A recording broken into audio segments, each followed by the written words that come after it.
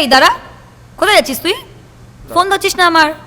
আমার মাথাটা ঠিক নেই, ক্যাম্পাসিংয়ে একটাও চাকরি হচ্ছে না, আমাকে আর ঘাটাস না প্লিজ। হ্যাঁ, ক্যাম্পাসিংয়ে চাকরি করার জন্য একটু পড়াশোনা করতে হতো, একটু সিরিয়াস হতে হতো, যেটা তুই কিছুই ঘষনি। আমি সিরিয়াস ছিলাম না। তুই সিরিয়াস ছিলি? বলেছিলাম বারবার এই প্রেম করার সাথে সাথে একটু পড়াশোনাটাও করে নে, একটু সিরিয়াস হয়ে যা। প্লিজ, আমার ভালো লাগছে না। আমাকে এখন প্লিজ বলছিস তুই? দেখ, তোকে আমি বারবার বলছি তোর মতো ছেলের সাথে কিন্তু আমার বাড়ি থেকে বিয়ে দেবে না। তুই এখনো তোকে বলে দিচ্ছি, তুই একটু শুধরে যা।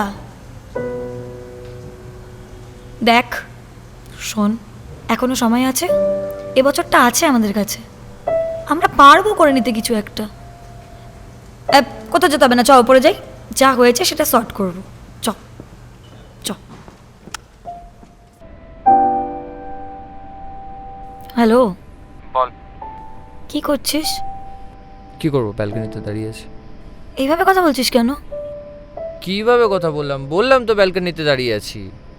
তোর খোঁজ নেওয়ার জন্য কলও করতে পারি না? আরে বাবা, খোঁজ নেওয়ার থাকলে তো নিবি বাবা।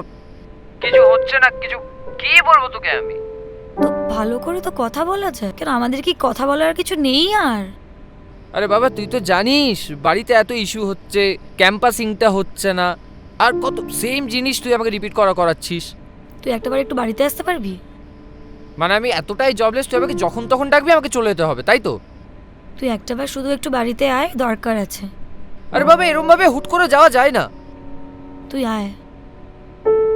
আমি যাচ্ছি, দাঁড়া 1 ঘন্টা দে আমাকে, আমি যাচ্ছি, রাখ।